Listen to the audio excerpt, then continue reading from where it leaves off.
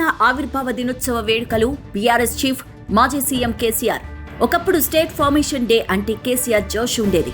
వేడుకల్లో హుషారుగా పాల్గొనేవారు. తెలంగాణ అంటే నేను అంటే తెలంగాణ అని చెప్పుకునేలా గులాబీ బాస్కు ఇప్పుడు ఏమైందో తెలియదు కానీ చప్పుడు లేదు.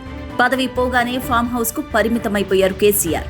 కవిత లేఖ ఆ తర్వాత జరిగిన తతంగం నేపథ్యంలో కేసీఆర్ బయటకు వస్తారు, ఏదైనా మాట్లాడతారు, పార్టీ నిర్ణయాలు ప్రజలకు వివరిస్తారు, ఏమైనా కొత్త విషయాలు చెప్తారు అని పార్టీ సీనియర్ నాయకులతో పాటు కేడర్ కూడా భావించింది. అయితే వాటన్నిటికీ ఫామ్ హౌస్ నుంచి బయటకు రాకుండా కేసీఆర్ పెద్ద ఫుల్ స్టాప్ పెట్టేశారు. రాష్ట్ర ఆవిర్భావ దినోత్సవ వేడుకల వేళ బీఆర్ఎస్ కీలక నేతల తీరు ఎవరికి వారే యమునా తీరే అన్నట్టుగా మారిపోయింది. తెలంగాణ తెచ్చిందే నేను అని చెప్పుకునే కేసీఆర్ అసలు వేడుకల్లోనే పాల్గొనలేదు. ఓ పక్క party working president KTR foreign టూర్కు వెళ్లారు. ఇక కవిత జాగృతి ఆఫీసులో సొంతంగా వేడుకలు చేశారు.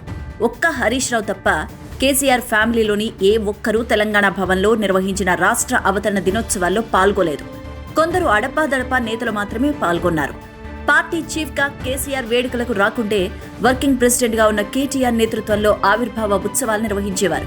కానీ కేటీఆర్ ఈసారి రాష్ట్రంలో ఉండకుండా అమెరికా, ఇంగ్లాండ్ టూర్లో బిజీ అయిపోయారు.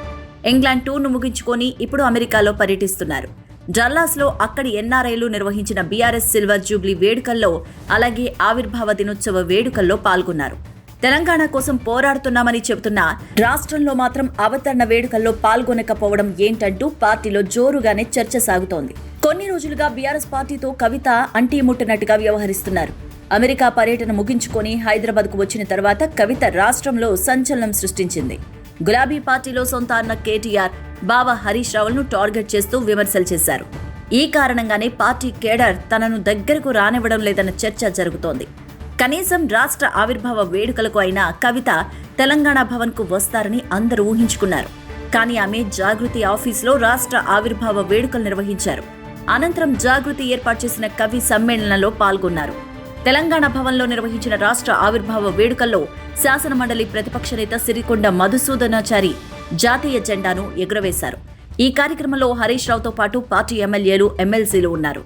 కానీ పార్టీ చీఫ్ కేసీఆర్ కానీ కేటీఆర్ కానీ లేకపోవడంతో క్యాడర్ కొంత నిరాశకు లోనైనట్టు తెలుస్తోంది. అధికారంలో ఉన్నప్పుడే వేడుకల, అధికారంలో లేనప్పుడు దాన్ని ఊసే అవసరం లేదా అని రాష్ట్ర వ్యాప్తంగా జోరుగా చర్చించుకుంటున్నారు.